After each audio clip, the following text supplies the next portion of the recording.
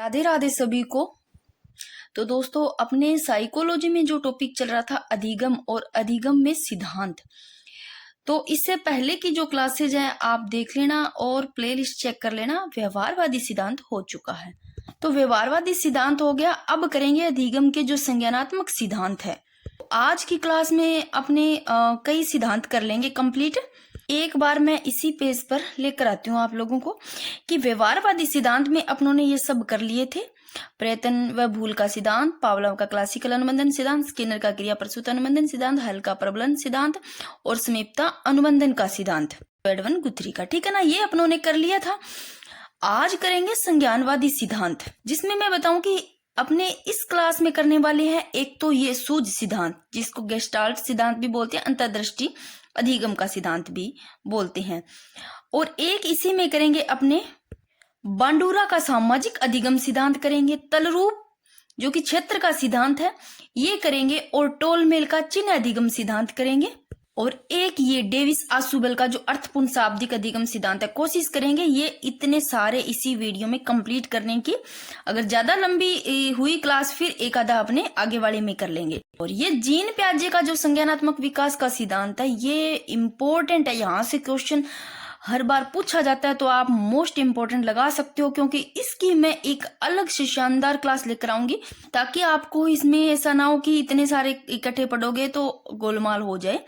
इसके मैंने most important लगा लिया, बाकी सारे ही इम्पोर्टेंट है, कोई किसी का पता नहीं चलता, तो आप लोग इनके प्रवर्तक भी जरूर ध्यान रखना। अब अपने स्टार्ट करते हैं। देखो, सबसे पहले जो सिद्धांत है ये सारे ही संज्ञानात्मक सिद्धांत है। देखो, गेस्टाल्ट सिद्धांत यानी कि सूझ का सिद्धांत, इसको अंतर्दृष्टि अधिगम सिद्धांत भी बोलते हैं, और भी इसके नाम है। एक बार आप लोग थोड़ा सा संज्ञानात्मक को समझ लो। वैसे मैंने समझा दिया था पीछे वाली जो क्लास थी कि संज्ञानवाद ये देखो मस्तिष्क को समझने का एक सिद्धांत है, यानी कि बुद्धि से संबंधित है। संज्ञानवाद के अनुसार अपने देखे ना, तो जैसे जैसे मान लो बच्चा बड़ा होता है, जैसे जैसे बच्चा बड़ा होगा वैसे वैसे क्या होगी, उसकी जो मानसिक योग्यता है, जो क्षमता है वो बढ़ती जाएगी, और वो ऐसी कैसी भी कोई समस्या है उनको आसानी से सुलझा भी सकता है। और इनकी जो संज्ञानवादी है, इन संज्ञानवादियों की जो विचारधारा है ना, जो अपनों ने पढ़ के आए हैं व्यवहारवादी सिद्धांत, व्यवहारवादी विचारधाराओं से बिल्कुल विपरीत है इनकी, क्योंकि वहां तो व्यवहार की बात हो रही थी, और संज्ञानात्मक सिद्धांत में देखो संज्ञान ज्ञान यानी कि मस्तिष्क को समझने का एक सिद्धांत है, यानी कि इसमें देखो संज्ञानवाद विकास है, इसके अंदर तर्क शक्ति आ गई, स्मरण शक्ति आ गई, निरीक्षण शक्ति, विचार शक्ति, कल्पना, ये सारे इसके अंतर्गत आ जाते हैं, जिसे समस्या समाधान योग्यता ये सब आते हैं इसके अंतर्गत। ये देखो मैंने यहाँ लिख रखा है कि संज्ञानात्मक विकास के अंतर्गत कौन कौन से आते हैं, तो आप देख लेना। इसके अंतर्गत तर्क शक्ति, स्मरण शक्ति, निरीक्षण शक्ति, विचार शक्ति, कल्पना, संवेदना, प्रत्यक्षीकरण, भाषा एवं बुद्धि संबंधी योग्यता, समस्या समाधान योग्यता। क्योंकि ये संज्ञान ज्ञान की बात करें, मस्तिष्क को समझने का एक सिद्धांत है, तो समस्या समाधान की योग्यता है और निर्णय क्षमता दे सारी योग्यता इसमें सम्मिलित है, और वो व्यवहारवादी था व्यवहार पर, तो ये उसके विपरीत है। तो अब अपने स्टार्ट करते हैं। तो मोटी मोटी थोड़ी सी बात थी वो बता दी। अब एक बार ये चीज देखो कि संज्ञानवादी विचारधारा है, इसमें देखो कौन कौन से आते हैं। इसमें जीन प्याजे, Kohler, Koffka, Max Wertheimer, Kurt Lewin, और इन्हीं के ही अपने ये सारे सिद्धांत पढ़ेंगे। कई बार सीधा ही पूछा जा सकता है संज्ञानवादी विचारधाराओं के देख करके एक व्यवहारवादी विचारधारा का डाल दिया जाता है, पूछ लिया जाता है भी कौन सा संज्ञानवादी विचारधारा व्यवहारवादी विचारधारा नहीं है, या संज्ञानवादी के सारे देख करके ऐसे पूछा जा सकता है एक व्यवहारवादी का देखकर कि संज्ञानवादी विचारधारा का कौन सा नहीं है कैसे भी। अब देखो पहला जो है कि संज्ञानात्मक सिद्धांत का, देखो अधिगम के संज्ञानात्मक सिद्धांत में जो पहला है वो है गेस्टाल्ट सिद्धांत। इसको ही सूझ सिद्धांत बोलते हैं, इसी को अंतर्दृष्टि अधिगम सिद्धांत बोलते हैं, इसी का ही अन्य नाम है पूर्णाकार सिद्धांत, पूर्ण से अंश का सिद्धांत, सोच का सिद्धांत। तो ये सारे सिद्धांत इन्हीं के ही नाम अच्छे से ध्यान रखना है। तो अब इनके प्रतिपादक की बात करें तो मैक्स वर्दीमर, कोहलर, कोफ्ता है। अब इनमें भी देखो ध्यान रखना है कि जो मैक्स वर्दीमर है ये तो प्रवर्तक है, जो मेन है वो प्रवर्तक मैक्स वर्दीमर है, प्रयोगकर्ता कोहलर और शोधकर्ता कोफ्ता। तो आप तीनों को ध्यान रखना है। इनके प्रतिपादक मैक्स वर्दीमर, कोहलर, कोफ्ता। ये कोफ्ता शोधकर्ता हो गया, प्रयोगकर्ता कोहलर हो गया, और प्रवर्तक मैक्स वर्दीमर। तो इंपॉर्टेंट है। अब देखो इन्होंने जो प्रयोग किया वो किस पर किया है, इन्होंने देखो किस पर प्रयोग किया है, वन मानुस जो चिंपोजी है इन पर किया था। तो वन मानुस चिंपेजी पर किया और इसका नाम क्या था, इसका नाम भी ध्यान रखना सुल्तान था। इसके अलावा भी इन्होंने बंदर, मुर्गी और कुत्ते इन पर भी किया था, परंतु आपको ये जरूर ध्यान रखना है कोहलर ने कई प्रकार के जो पशु उन पर किया था, वन मानुष, बंदर, मुर्गी और कुत्तों पर। परंतु ये तो इसमें है जो इम्पोर्टेंट है कि वन मानुष पर किया गया, तो ये आपको ध्यान रखना है, ध्यान में ये रखना है चिंपेजी पर किया गया था, इसका नाम चिंपोजी का सुल्तान यानी कि वन मानुष। अब आपको ये चीज समझ में आई कि गेस्टाल्ट सिद्धांत, इसका नाम सूझ है, अंतर्दृष्टि है, पूर्णाकार, पूर्ण सेंस का सिद्धांत, सोच का सिद्धांत।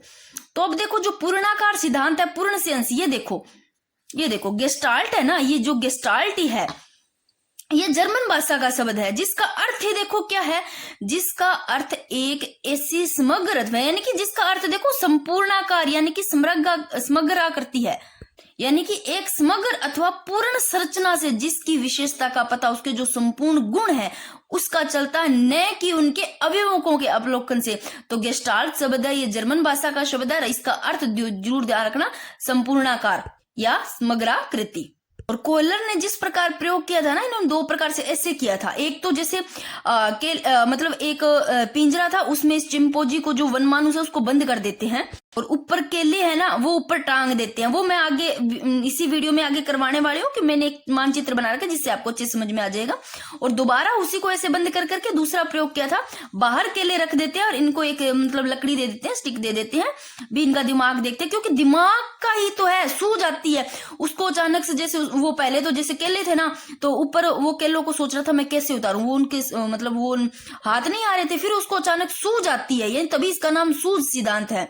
एकदम से सूझ आती है कि जो बॉक्स पड़े होते हैं वो सोचता है कि बॉक्स के ऊपर बॉक्स रखूं तो क्या पता मैं ऊपर उठा सकूं वो जो केले है। इस प्रकार इसी का नाम सूझ सिद्धांत है।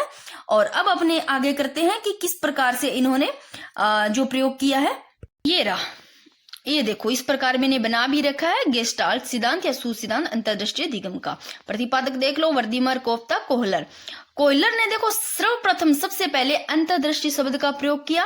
अब इसमें इस प्रकार से भी क्वेश्चन आ सकते हैं कोहलर से। देखो अगर आए समग्रवाद सिद्धांत तो ये कोहलर से संबंधित है, कोहलर ने दिया। अगर आता है संपूर्णवाद का सिद्धांत किन्होंने दिया, तो कोहलर ने दिया। अवयवी भाव सिद्धांत पूछ ले तो भी कोहलर ने। गेस्टाल्टवाद का प्रयोग करता है कौन है, तो यही है। अब देखो गुड के अनुसार, एक गुड का कथन है कि सूझ वास्तविक स्थिति का आकस्मिक, निश्चित और तत्कालिक ज्ञान है।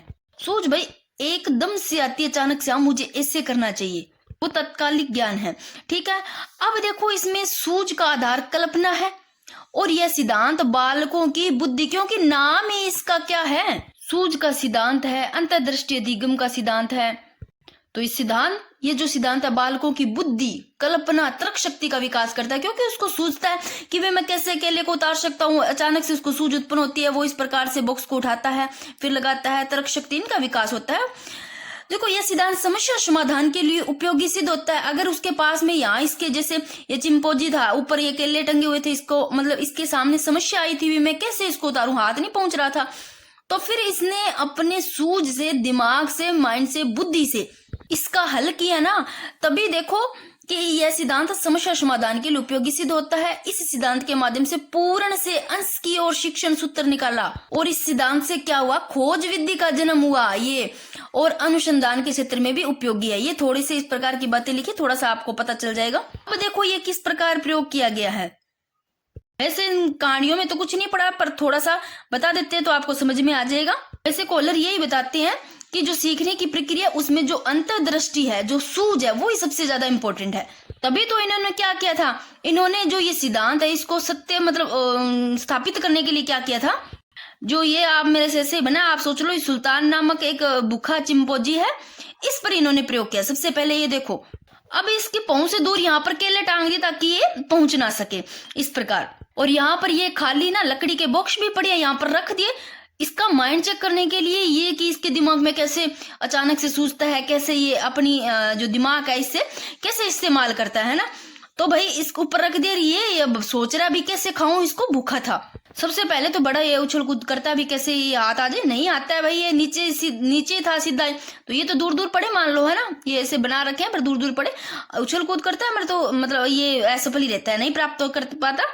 फिर एकदम से यहाँ देखो इसके सेकंड में इसके एकदम से सूझ आती, क्यों ना मैं कि ये जो बॉक्स पड़े हैं इनको इकट्ठे कर करके यहाँ पर एक पर मतलब दूसरा लगा दूं, क्या पता मैं ऊपर चढ़ करके इसको मतलब ले सकूं जो केले रखे हुए हैं। फिर भाई इसने लगा दिए और ये देखो और ऊपर चढ़ गया आराम से, इसने यहाँ से ये केले प्राप्त कर लिए और खा लिए। तो यहाँ क्या प्राप्त किया गया, इसने जो चिंपोंजी इसने केलों को प्राप्त करने के लिए जो केले थे ऊपर लगाए हुए थे, यहाँ सूज का इस्तेमाल किया है। और यहाँ देखो यहाँ जो करता है ना, इसके सामने एक समस्या है जो ये चिंपोंजी है, और इस वाड़े में क्या करता है, जो इसके पहले का जो अनुभव था उसकी सहायता लेकर के क्या करता है, ये जो बाहर केले रख रहा है उनसे संबंध स्थापित करता है। कैसे, यहाँ देखो चिंपोंजी को अंदर बंद कर दिया, जो इसकी समस्या थी उसकी जटिलता को और ज्यादा बढ़ाने के लिए सुल्तान ने क्या किया, इसको पिंजरे में तो बंद कर दिया और बाहर यहाँ पर केले रख दिए और उसके पास में यहाँ पर एक छड़ी रख दी।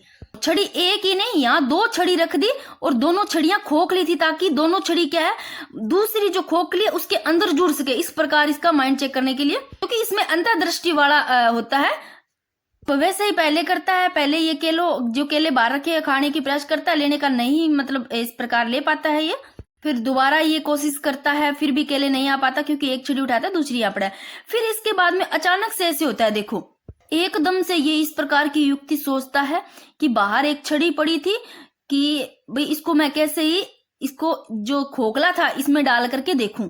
भाई ये दोनों छड़ी को आपस में जोड़ देता है और यहाँ क्या करता है, बाहर निकालता है दोनों छड़ी को जोड़ करके और केले अपने पास ले जाता है और खा जाता है। और ऐसे ही वो देखो अब जो समस्या थी उस समस्या का समाधान के लिए चिंपोंजी ने जो पहले अपना पूर्व का ज्ञान था उसकी सहायता लेकर के जो ये वस्तु बाहर थी उसके साथ संबंध स्थापित करता है।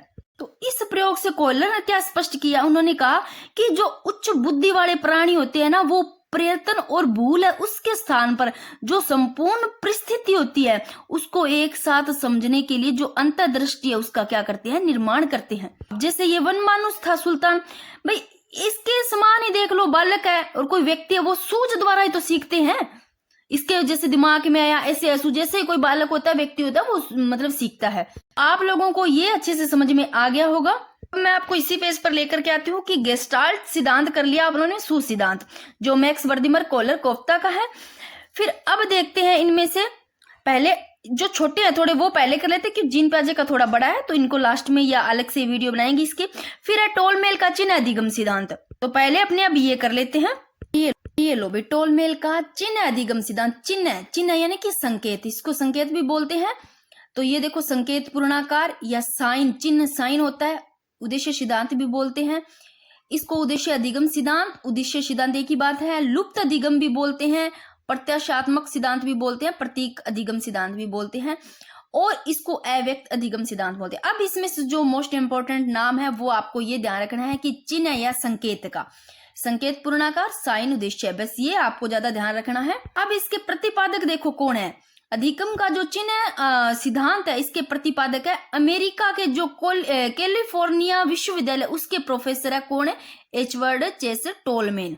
और जो ये टोलमेन है इन्होंने देखो 1932 में चिन्ह सिद्धांत का प्रतिपादन किया, जो संकेत है चिन्ह, कब, 1932 में।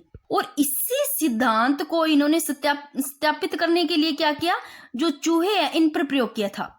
टी में जो भूल भुलैया है चूहों पर इन्होंने प्रयोग किया। और इनकी एक पुस्तक भी है, देखो टोलमेन की पुस्तक क्या है, purposive behaviour in animals and man, ये पुस्तक इन्हीं की है, टोलमेन की। और टोलमेन ने इस सिद्धांत को देखो प्रतीक अधिगम सिद्धांत भी कहा है, तो ये सारे नाम मैंने लिख रखे हैं, प्रतीक अधिगम सिद्धांत, लुप्त, प्रत्याशात्मक। तो आप संकेत पूर्णाकार साइन और चिन्ह ये जरूर ध्यान रखना। तो आपको ये जरूर ध्यान रखना है इनके जो प्रतिपादक कौन है, आप कैसे याद करोगे, चिन्ह संकेत। अब देखो संकेत कोई देता है ना, चिन्ह आप ऐसे कनेक्ट कर लो, संकेत या चिन्ह देता है ना, वो पीछे देखो मेन लिखा हुआ आदमी, मेन देता है, मनुष्य देता है, मेन देता है चिन्ह, चिन्ह का संकेत ऐसे लो, साइन वो देता है मेन। तो आप देख लो। और सीखने की क्रिया में उद्देश्य का विशेष महत्व, यदि लक्ष्य पता हो तो सीखना आसान। अब देखो सीखने की जो क्रिया है उसमें किसका विशेष महत्व है, उद्देश्य का विशेष महत्व है। मान लो यदि अपने को लक्ष्य पता है तो सीखना आसान हो जाता है। अब देखो आप अगर 3rd ग्रेड की तैयारी कर रहे हो तो आपको अपना लक्ष्य पता है ना, कि हमें थर्ड ग्रेड का टीचर बनना है, हमारा ये लक्ष्य है।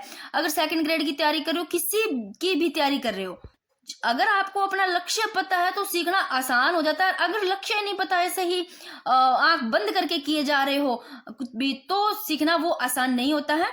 और सीखने में चिन्हों संकेतों का विशेष महत्व होता है भाई, क्योंकि देखो सीखने में चिन्ह है, जो संकेत है, इसका विशेष महत्व है। इसलिए इसको क्या कहते हैं, इसलिए इसको साइन थ्योरी कहते हैं। देखो चिन्ह संकेत है, इसको साइन थ्योरी भी कहते हैं, लिख लेना, क्योंकि इसमें विशेष महत्व चिन्ह और संकेतों का है।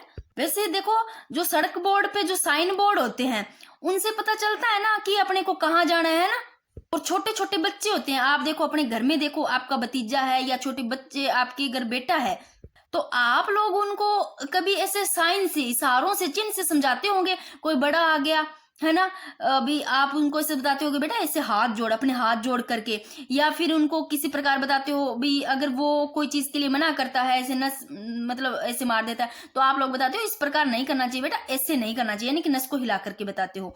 और कैसे बच्चों को कैसे समझाते हो कि पैर कैसे छूना चाहिए, छोटे बच्चे हैं अगर, तो आप उनको कैसे समझाओगे, ऐसे बताओगे कि बेटा हाँ ऐसे पैर छूना चाहिए, यानी कि साइन किया आपने उसकी तरफ। अब आपको ये पता चल गया होगी कि टोलमैन का जो चिन्ह है, संकेत है, इसका नाम संकेत चिन्ह अधिगम सिद्धांत है, इनके प्रवर्तक टोलमैन ही है, यानी कि चिन्ह या संकेत या साइन थ्योरी, ठीक है ना। अब देखो इनकी पुस्तक भी मैंने बता दी और इनके नाम भी बता दिए, प्रयोग इन्होंने चूहे पर किया है, और इनका एक नाम और है, चिन्ह चिन्ह पूर्णाकार सिद्धांत भी है। और जो ये सिद्धांत है, इस सिद्धांत के द्वारा इन्होंने ये भी सिद्ध किया है कि जो व्यवहार होता है ना, वो जो वातावरणीय उद्दीपक है उनसे भी प्रेरित होता है। तो देखो हमारा व्यवहार पर्यावरण उद्दीपकों से प्रभावित होता है, जो वातावरणीय उद्दीपक है उनसे प्रभावित होता है। जैसे कि टीचर है एक, है ना, टीचर है, तो वो कक्षा में जो पाठ्यक्रम सिखाते हैं, तो उस पाठ्यक्रम को सिखाते समय छात्र का जो वातावरण है उसको सुनियोजित मतलब करते हैं उसको, और अगर नहीं करते हैं तो छात्र के जो वातावरण है उसको सुनियोजित रखना चाहिए। क्यों? क्योंकि वातावरणीय चिन्ह है उनके द्वारा वो आसानी से मतलब ज्यादा अच्छे से लर्न कर सकते हैं, यानी कि अधिगम को सीख सकते हैं। बच्चों का सीधा दिमाग फिर वहां जाता है, माइंड घूमने लग जाता है, उधर सोचने लग जाते हैं और एक वो कहानी की तरह सीखते हैं। तो अब आप लोगों को टोलमेल का चिन्ह अधिगम सिद्धांत भी समझ में आ गया होगा। नेक्स्ट जो करते हैं वो करते हैं अनुभवजन्य अधिगम सिद्धांत। मैंने इसमें लिखा नहीं, लिख देती हूँ अनुभव वाला कि अनुभवजन्य अधिगम सिद्धांत, एक ये भी है इसमें। अब आप देख लो थोड़े थोड़े। चलो पहले अपने ये कर लेते हैं डेविस आशुबेल का जो अर्थपूर्ण शाब्दिक अधिगम सिद्धांत है, इसके बाद में देखते हैं। इसके बाद में ये कर लेंगे तल रूप क्षेत्र का सिद्धांत, और अब जो अनुभवजन्य अधिगम सिद्धांत है पहले वो कर लेते हैं। इससे पहले आप लोगों के लिए क्वेश्चन है कि संज्ञानवाद मनोवैज्ञानिक नहीं है। अब देखो आप लोगों ने अगर पहले वाली क्लासेस ली है तो मैंने व्यवहारवादी जो सिद्धांत के जो सारे हैं प्रवर्तक वो मैंने बताए हैं, कौन से सिद्धांत है व्यवहारवादी, ठीक है ना। और अभी भी मैं बार बार उसी पेज को वापस लेकर के आती हूँ ताकि आप लोगों को बार बार करोगे ना तो आंखों के सामने आता है तो याद रह जाता है। अब यहाँ पूछा संज्ञानात्मक मनोवैज्ञानिक नहीं है, 3 तो संज्ञानात्मक मनोवैज्ञानिक है, 1 नहीं है, कौन सा? कुर्तलेविन है। अभी करेंगे अपने कुर्तलेविन भी मैंने बताया, बाकी सारे एक तरफ बता रखे हैं। जीन प्याजे भी है, ब्रूनर भी है, ये संज्ञानात्मक मनोवैज्ञानिक है, जबकि थॉर्नडाइक व्यवहारवादी है। लो आप खुद ही देख लो, संज्ञानवादी में देखो जेरोम एस ब्रूनर है, जीन प्याजे है, और बांडूरा कुर्तलेविन आ गया ना, टोलमैन ये देखो, कोहलर कोफ्ता, ये सारे संज्ञानवादी है। फिर थॉर्नडाइक हो गया व्यवहारवादी। अब करते हैं डेविस आशुबेल का अर्थपूर्ण शाब्दिक अधिगम सिद्धांत। अब देखो जो डेविस आशुबेल है, देखो अर्थपूर्ण शाब्दिक अधिगम सिद्धांत इनके प्रतिपादक ही है डेविस आशुबेल, ठीक है। देखो जो डेविस आशुबेल है, इन्होंने जो डेविड, यहाँ मेरे को बार बार डेविस नाम आता है, डेविड है ये, क्योंकि मैंने यहाँ भी डेविड लिख रखा है, नाम ही मेरे को डेविस बार बार मन पे रटा हुआ है, तो डेविड करना आप इसको, ये लो डेविड है ये। अब देखो जो डेविड आशुबेल है, इन्होंने देखो निगमन विधि को महत्वपूर्ण माना है, जबकि जेरूम ब्रूनर करेंगे अपने, उन्होंने माना है आगमन विधि को महत्वपूर्ण माना है। अब ध्यान रखना, जेरूम ब्रूनर है जो ब्रूनर करेंगे अपने उसके बारे में, वो मानते आगमन विधि को महत्वपूर्ण, और डेविड आशुबेल मानते निगमन विधि को महत्वपूर्ण। प्रतिपादक देख लो भाई। और जिसे आधुनिक संज्ञानात्मक सिद्धांत की श्रेणी में रखा है, वर्तमान में जो आधुनिक संज्ञानात्मक सिद्धांत है इसकी श्रेणी में रखा गया है, इसको अर्थपूर्ण शाब्दिक अधिगम सिद्धांत है। अब देखो जो डेविड आशुबेल है, इन्होंने अधिगम के सिद्धांत के 4 प्रकार बताए हैं। देखो कौन कौन से है ये चार। पहला है रटकर सीखना, जिसको रोट लर्निंग कहते हैं। ये यांत्रिक तरीकों से सीखना यानी कि रटकर। जैसे मान लो कहीं भी आप ब्लैक बोर्ड पे देख लो, है ना, कैसे भी जैसे शब्द जैसे लिख रखे हैं ना, वो वैसा का वैसा सेम उतार लेगा, यानी कि हूबहू छाप लेगा। रटकर, रटना यानी कि जैसा दिया हुआ है वैसा का वैसा छाप लेते हैं। जैसे छोटे बच्चे होते हैं उनमें देखो जो नर्सरी राइम सीखते हैं वो इसमें आ जाता है, यानी कि यांत्रिक तरीकों से सीखना। जो निरंतरक पद होते हैं उनको सीखते हैं, शब्दों को मतलब जोड़ते हैं, वो मतलब ये इनमें आ जाते हैं। ये सीखना, रटकर सीखना होता है रोट लर्निंग।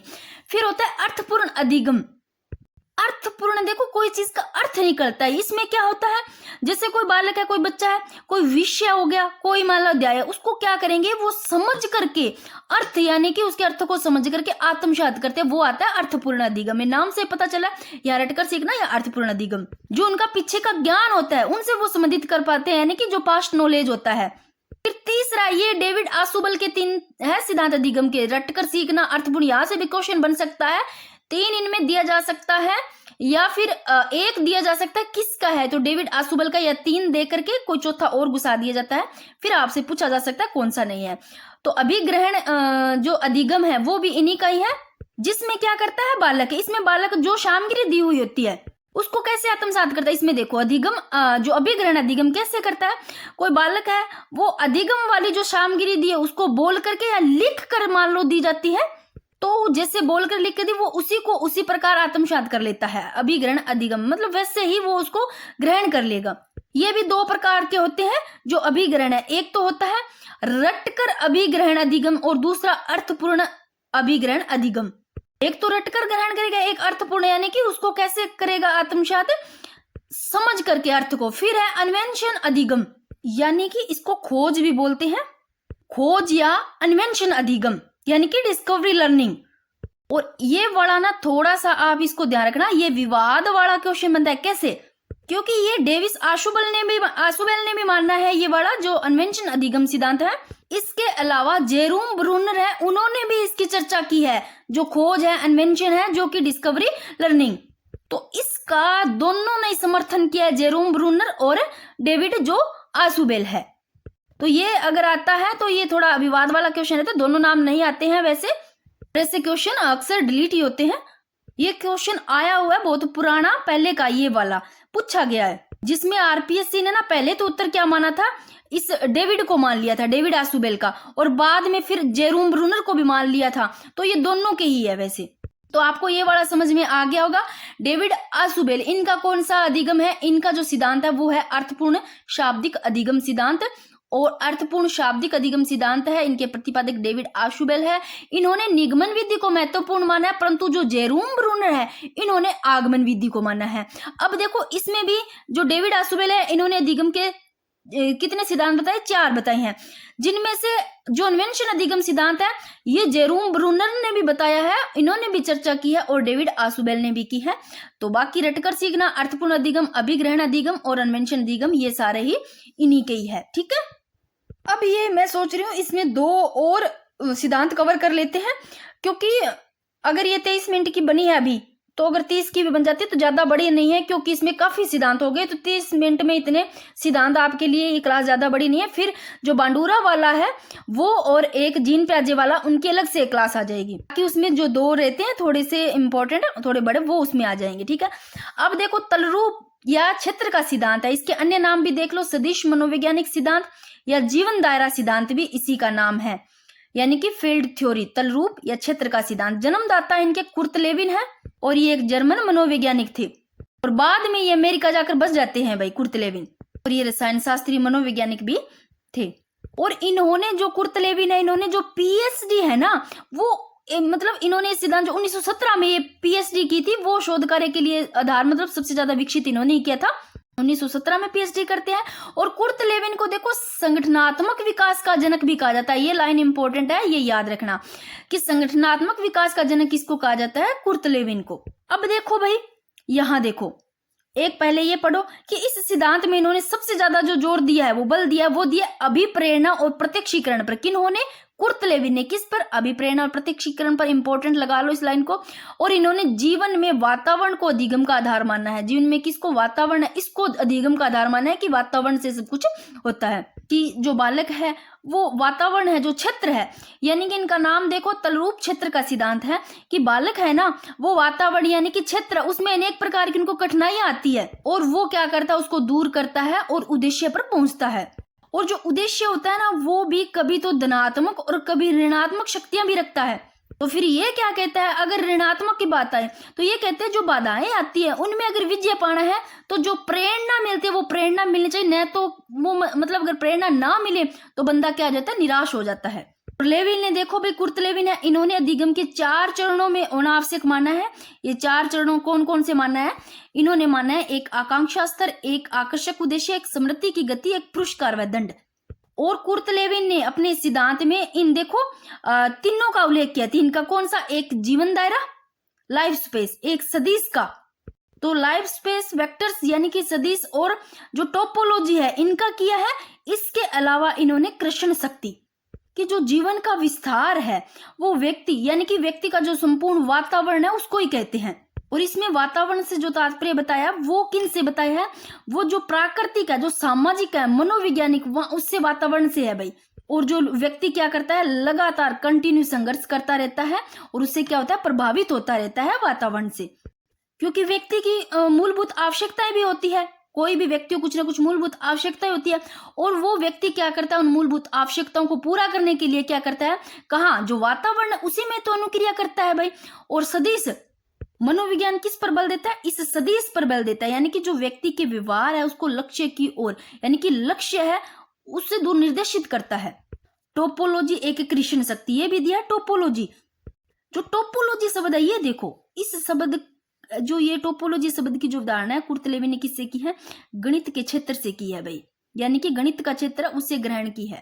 तो ये 4 आप देख लेना। अब देखो ये हो गया अपना तलरूप क्षेत्र। आप इसमें कुछ ये ज्यादा इनको मत देना, ये तो मैंने ऐसे ही लिखा है थोड़ा डीपली। अगर देखो ये सभी के लिए है, रीट और सेकंड ग्रेड के लिए। अगर सेकंड ग्रेड आप रीट की कर रहे हो तो बहुत अच्छी बात है। अगर सेकंड ग्रेड की कर रहे हो तो थोड़ा मैंने ये एक्स्ट्रा इसलिए किया है कि इसमें थोड़ा ये इंपॉर्टेंट हो जाता है, मैंने थोड़ा डीपली बता दिया इसको। बाकी रीड के लिए आप इतना ही याद कर सकते हो, तलरूप क्षेत्र का सिद्धांत है, इसके जो प्रतिपादक है कुर्तलेविन है और कुर्तलेविन इनको संगठनात्मक विकास का जनक भी कहा जाता है। इनके नाम ध्यान रखना काफी है और अभिप्रेरणा व प्रत्यक्षीकरण पर बल दिया है, ठीक है। और ये लाइन अच्छे से देख लेना। अब देखो अनुभवजन्य अधिगम सिद्धांत। अब अनुभवजन्य अधिगम सिद्धांत के प्रवर्तक ध्यान रखो कौन से है?